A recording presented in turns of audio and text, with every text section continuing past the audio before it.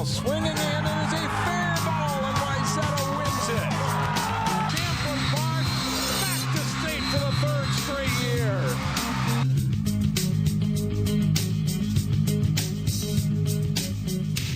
Welcome to our first Sports Jam show of the spring season. I'm John Jacobson. And I'm Jay Wilcox. Today on the show, our first highlights of the spring, plus some previews of local squads as well. And we'll talk track with the defending state champion Wayzata boys. Up first, softball. Champlin Park was within one game of reaching the state tournament last year, while Park Center has a new head coach in Kurt Cardinal. Those two teams met up last week. Top of the first inning with a runner on third base for the Rebels, and a wild pitch scores Aaron Reardon. One of four Rebels runs that score on wild pitches in the first inning. They lead 5-0 after half an inning. But bottom of the first inning, Park Center's Kiara Hurt singles up the middle to score Hannah Ruhonen as the Pirates answer with 5 runs in their half of the inning. Bottom of the second, Park Center's McKenna Dugas drives a ball deep. This one hits at the base of the fence in center. Ruhonen is in with another run on the double by Dugas, and it's 7-6 Champlin Park after 2. After that, though, it's pretty much all Champlin Park. Holly Blaska doubles. Taylor Kordiak scores. It's 8-6 Rebels in the third. 2 batters later, Abby Gilk at the plate, and she gets a hold of one and drives it deep to center field. It's gone for a 3-run homer, and Champlin Park leads 11-6. They'd add another run later in the third. Fourth inning, the Rebels' Emma Berge hits a diving ball that drops into center field for a hit. 2 more runs score for Champlin Park. They go on to win 18-8 and 5 to improve to 2-1 this season. Rebels face both Osseo and Maple Grove this week. The Champlin Park baseball team split its first 2 games of the season, losing to Anoka and beating Elk River. They face Minneapolis on the Skipper's artificial turf field. In the bottom of the first, Champlin Park second baseman Tyler Hansen snags the line drive, doubles the runner off first base. Bottom of the second, nobody can snag this one. Zach Zeta powers a fly ball to the fence, scoring Isaac Huker and Nick Timson for a 3-0 Skipper's lead. Fifth inning, Hansen drops a hit into shallow right field. Evan Hammonds hustles around, cutting the Skipper's lead to 3-2. Bottom of the fifth, Tonka's Mitch Klass strokes the line drive that gets by the Champlin Park outfielder. Klass hustles for a triple. He scores on a fielder's choice later and makes it 4-2 Skippers. And the Rebels go down in order in the 6th and 7th. Tonka Sean Arnell gets the game-ending strikeout. The Skippers win it over the Rebels 4-2. The Wayzata baseball team is hoping to make its 4th straight trip to state this season. And so far, so good. Early in the 2019 campaign for Bobby DeWitt's team, they hosted Forest Lake. Not a bad way to start the home half of the first. Cullen Stamp of Wayzata takes the first pitch deep. It clears the fence for a solo home run to tie the game up at 1-1. With the bases full in the top of the second, Mitch Longsdorf smashes too hot to handle. Jack Peckrun scores. It's 2-1 Forest Lake. A similar play ties it up. Stamps bouncer handcuffs the third baseman. Ben Luthner scores, and it's a 2-2 ball game. The Rangers retake the lead by playing long ball. Travis Gallenberg drives it over the fence and left for a solo shot. It's 3-2 Forest Lake. Down 4-3, Wayzata uses alert base running to tie it. The pitch gets away, and Brennan Albert dives in to score to make it 4-4. Forest Lake goes back in front as Tyler Sizemore lifts a fly ball that's deep enough to score a run. Longsdorf tags to score on the sac fly. It's 5-4 Rangers in the 6th. But the Trojans call on the lucky duck to rally. In the bottom of the 7th, Albert drives it to deep center and it drops. Keegan Nickel is in to score the tying run on a double by Albert. And Wayzata's not done in the inning. They're aggressive again. The throw to third is high on this play. Albert quickly gets back up on his feet and scores the winning run on the throwing errors. Wayzata wins it 6-5. They added a win over Maple Grove on Saturday. While many local high school games and matches were washed out by rain in the middle of last week, lacrosse teams, especially those with turf fields, were able to get their games in. The Osseo Park Center girls faced Elk River Zimmerman. First half, OPC's Sonia Coombs darts in front and scores with the low shot. Then Karen Gutzweiler slips the defenders and sets up Riley Haug for another goal here for the Crocs. But Elk River Zimmerman goes on a run. 8th grader Adria Kotzian scores to give her team a 6-3 lead. The Crocs cut the lead to 6-5 before halftime. Lariah Boone whistles the shot in. That's a nice break by ERZ early in the second half. Elizabeth Olsen to Kotzian, and she finishes again for the Elks. Then Hallie Johnson scores from the free position as Elk River Zimmerman builds an 11-7 lead. Coombs scores from the free position for OPC. She gets a hat trick, but the Crocs fall 12-8. And in the boys' game between those schools, Elk River Zimmerman wins it 9-6 over Osseo Park Center. Talon Heath with 4 goals for Elk River. And John, we should have some pretty strong lacrosse teams again in the area, it looks like. Yeah, we often do. Teams contending for section championships and often reaching the state tournament as well. Straight ahead here on Sports Jam, a look at some season previews for local golf teams, including a defending championship team.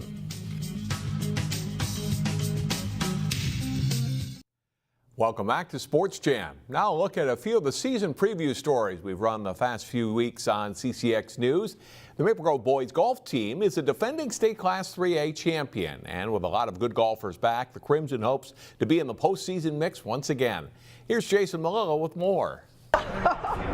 Maple Grove brings back all but one of its golfers that competed at the state meet last year, a group that brought the Crimson its first title in boys golf. There's definitely an excitement about hoping to go back to state and hopefully play well there, and playing well throughout the year is really, really a goal of ours that we can see through this time. It gives us a lot of confidence because we know that all of our scores are going to be a little better this year versus last year because we're all getting better over the offseason, and we're really excited because we think we have another chance of winning state this year. Grove's run to last year's state title was truly a team effort, as 4 Crimson golfers placed in the top 20.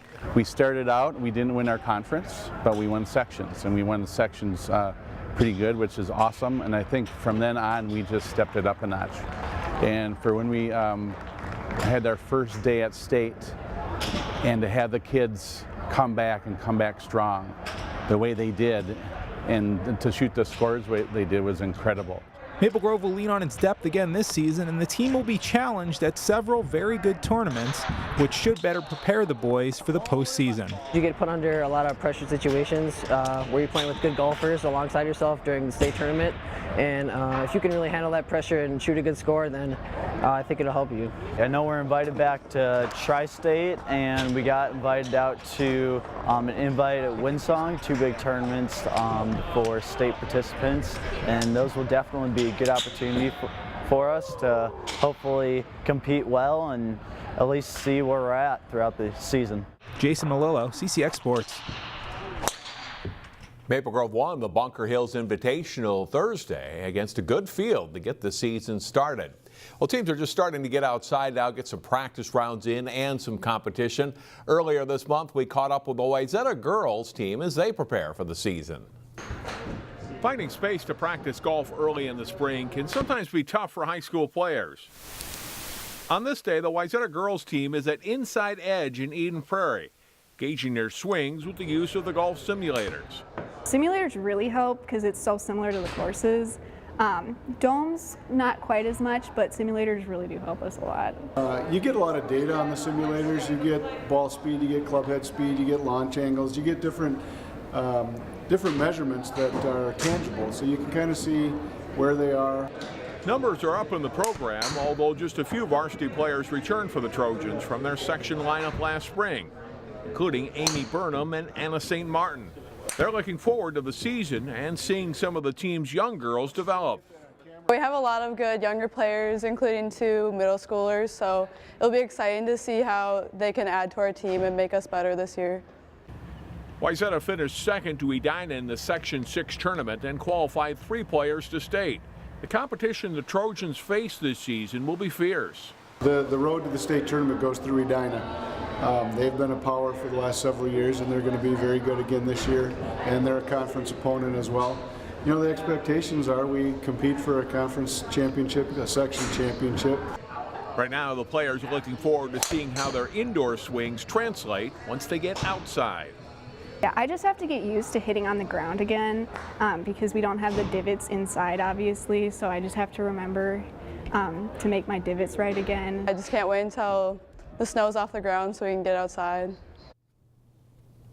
Wayzata plays their first match of the season this Wednesday when the Trojans are in a tournament in Alexandria.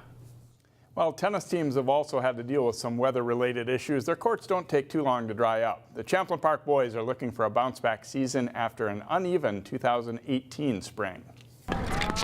It's a mixed bag when it comes to early season weather for local boys tennis teams. The Champlain Park guys know that cold and wind are part of the deal, and staying mentally tough is a key.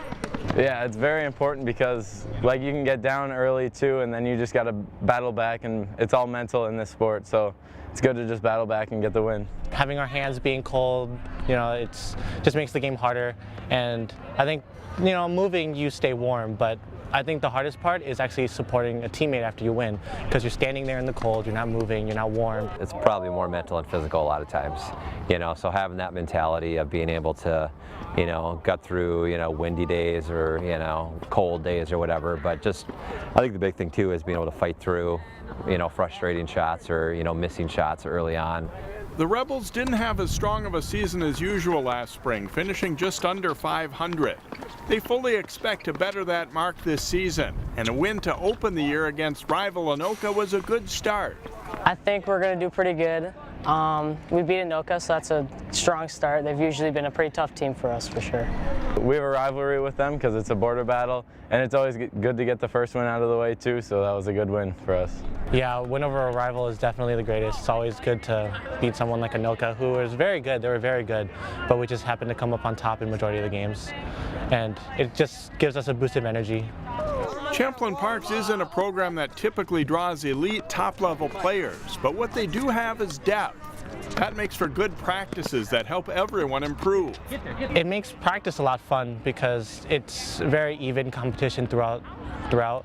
Like, our four singles can play really well against our first singles, and you know, it wouldn't be the most different game in the world. But we're a pretty deep team, I feel like. We don't drop off anywhere, so I think that'll be good for us, you know, in the long run. Historically, usually we're usually pretty deep, but I feel like this year we're maybe a little deeper than past years. So, expected snow this week might keep Champlain Park off the courts for a bit, but when they do get back outdoors, the Rebels are swinging for a strong season. No snow this week, hopefully. The Rebels are off to a good start, winning their first 4 matches of the season. Yeah, they are playing well so far. Yeah, there's definitely a lot of the things they talked about in that interview have kind of come true so far. They've been playing consistent. Next up on Sports Jam, we visit 2 of the area's better softball programs when our Sports Jam season opener for spring 2019 continues. If early results are any indication, Maple Grove should have one of the better high school softball teams around. We caught up with them a few weeks ago as they prepared for the season. Despite winning 17 games last season, it was a tough finish for Maple Grove softball. The Crimson lost to both Rogers and Centennial in section play and fell short of reaching the state tournament for the 8th time in school history. My sophomore year, we went to state, and then last year we didn't make it. And we kind of have the same group that went to state sophomore year, so we're all pretty excited to get back. We've all had a taste for it, and we want to get back there. They were disappointed last year in how we finished there in the sections, and especially with Centennial and Champlain. We had beaten both those teams during the regular season. They end up in the section final. So I think it's kind of been driving them to get better, to get back to playing where they think we should have been last year. Maple Grove returned 7 players who started regularly last season, including 2-year Crimson starting pitcher Ava Dueck, second baseman Jade Tomaszek, first baseman Ellie Hossman, to name 3.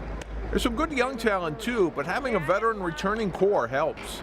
Oh, it helps a lot because we all know what to expect and we all know what we want, and so we can just come together and help the younger girls out. With fields not ready for play yet, the Crimson spend time both in the gym and at the Maple Grove Dome to get back into a regular practice routine and simulate some game situations. It's really nice to have the dome space as far as just like basic mechanics goes and just feeling the ball on the ground. It's definitely different from dirt, especially with pitching and fielding. But other than that, it's really nice to have a place to hit and to like actually see the ball in the air. And everything from infield fly balls we did yesterday and here to cuts with the outfielders gives us a lot more space to do a lot of things we want to do. The Crimson has started the season 5-0 and is scheduled to play 3 games this week. The Hopkins softball team has a new head coach this spring, and the Royals hope to have another strong season. Here's their story. New Hopkins head softball coach Carl Yancey is new to his position, but he's been around the program as an assistant. Yeah, there has been some changes, just like more aggressive, I would say. It's more of out of the gate type of deal, and it's hard to get used to like Mark not being around, but I think it's it's good to have someone that we know and not a totally new person. It's changed a little bit. We have a lot of competition, which is a lot of fun. I really love it. I think Carl's doing a great job, and I think he's doing a really good job of getting us ready for the season. So it's a great group of kids that we have here today, and we got a good tradition here at Hopkins, and hopefully we can carry it forward with the way we've been doing things. I put in some changes. We've done a few things differently, but we're holding pretty close to Royals tradition. The Royals have some big shoes to fill as shortstop Natalie Den-Hartog, who was one of the state's best players and is now starring for the Gophers, graduated. I don't know if you can totally replace Natalie. As a coach, she comes along and she might be a once or two time in your career player, but we've got some kids that are pretty dedicated and have really worked hard in the off season. Hopkins does have a good group of returners, including third baseman Parker Stoddard and freshman catcher Lauren Granger, a rising star. They'll start the season with a rotation of pitchers. Hopkins lost a thrilling but ultimately heartbreaking Section 6-4A final to Edina last season. They want to get back to that spot again. Of course, I think that as long as we're competitive and can put our mind to it, I think we're going to do great things. And if we keep hitting the ball, then we're going to make some great loud noise this year. I think we definitely want section champs, trying to go for this state tournament. Just trying to get our bats going right away in the games and score a lot of runs. Hopkins has been a regular contender to get to state, and they think that will continue this spring. Hopkins is off to a 3-1 start and plays at Rosemount on Friday. John talks with the defending state champion Wayzata boys track and field team up next. Welcome back to the first Sports Jam show of the spring season for 2019. The track and field season is now underway. Wayzata's boys, a defending state champion in both True Team and the regular state high school league meet, and they join us now. We'll start with head coach Aaron Berndt. Aaron, just talk about the tradition of this program and all the success you've had the last several years here. Yeah, not a problem. It's fun to be a part of, actually. We've got kind of a nice system going here the last few years. We have a lot of buy-in from the kids, and it's fun to see all the work that they do in the off-season, in-season, and have the leadership we've had put together here for going on about 10 years now. How much does that help to have those leaders that come back and to drive the other kids? Well, as I just said in a team meeting yesterday, none of the results are posted until actually we do it. And what I mean by that is the history that we have here, state championships or banners or even podium places, that doesn't matter on this season, but at least we have a blueprint for what to follow. A lot of kids know what has worked well in the past, and they can learn from the kids who have graduated, and then hopefully they can teach the younger kids so they follow that same format coming up as well. Much like last season, getting a little bit of a late start to the year. Well, how does that put you behind, or I guess all the programs in the state? Well, I mean, the nice thing is that it's not sunny in Eden Prairie versus Wayzata. It's the same weather they have there as we have here. So I think the playing field's pretty even no matter where you are. And I think we're still been able to get workouts. We've been on the track every single day that we've wanted to get out here. Just we haven't been able to get the meets in. So the kids they're ready. They just need to have the opportunity, which obviously we're going to get here today. But I don't know if it impacts us more than others, and I think our kids know that, so it doesn't faze them as much. You've won True Team 6 years in a row. How much pride does the team take in that? It's a lot, especially for me as a head coach. In our first years where we really put a lot of effort into that, we struggled to even get into that meet. It's an extremely difficult meet to get into, and then of course it's hard to be able to compete at the highest level, being that you really got to be really complete from every event, from the sprints, distance, jumps, field events. They all need to be pretty sound in order to be able to be at the top of that meet. So from a standpoint of our team aspect, it's certainly a point of pride for us and something that we put a lot of emphasis on. Thanks, Coach. And now joined by two of the Trojans' senior athletes, Aaron Berndt and Patrick Leonard. And Andrew, today you're getting out for the first meet of the season. What does it feel like to actually get out and compete against other teams? It's really exciting to finally get out and have some good competition, especially here on our home track. It's going to be super cool. Both these teams, Rosemount and Minnetonka, they're both really good. I know Rosemount especially has been talked about being a contender for the True Team title. So it'll be super exciting to see how we stack up. And it's a really nice day out. We've got the automatic timing that we've been looking for, so it's going to be super awesome today. What have you been able to do so far as practices, either out here on the track or indoors or time trials and that kind of thing?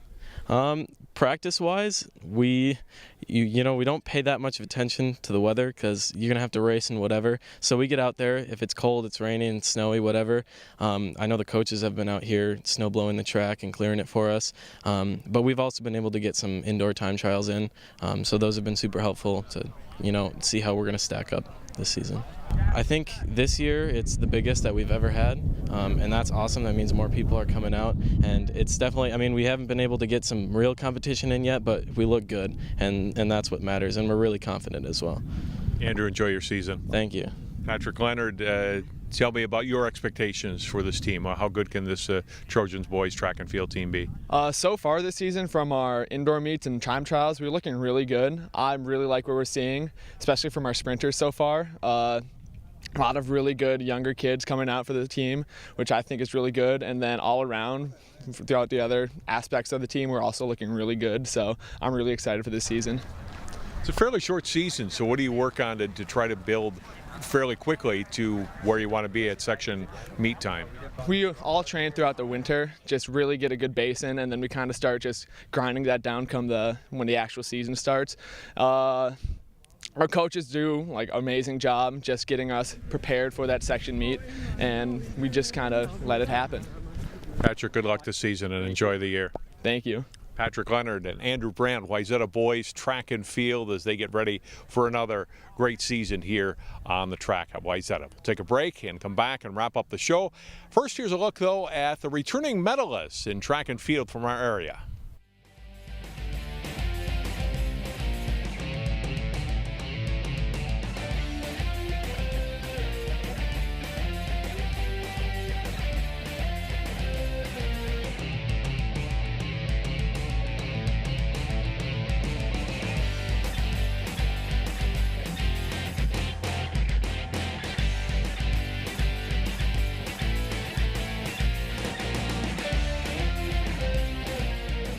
What makes your community feel like home? Is it knowing what's happening in your neighborhood? Or when people know your name? Connections make us a community. For more than 30 years, Northwest Community Television has connected citizens, neighbors, even sports fans through video. You can learn about the latest news through our truly local newscast. We cover and air around 150 high school sporting events every year. For our cities, we air parades and city meetings that you can watch whenever you want. Then, any citizen of our cities can create and share their own original content. We'll even teach you how to use the equipment too. We have always provided you with a connected community experience. And as life gets busier than ever, we will continue to engage, inform, and inspire through CCX Media, so you can stay connected to the place you call home. Looking for local? Even more local? CCX Media gives you the option to connect with your community on multiple levels. CCX Create welcomes you, community residents, to connect and experience television in an exciting way. The free TV classes we offer will have you on your way to creating TV, and our wide variety of content can be watched at home or on the go. Connect to what's happening in your community. Visit ccxmedia.org. Our game of the week is a baseball game under the lights at Memorial Field in Osseo. The Orioles host Hopkins at 7 p.m. Thursday. Watch it live on CCX1 on Comcast or online at ccxmedia.org. The game also replays on Saturday. And that will do it for this week's show. See you next time here on Sports Jam.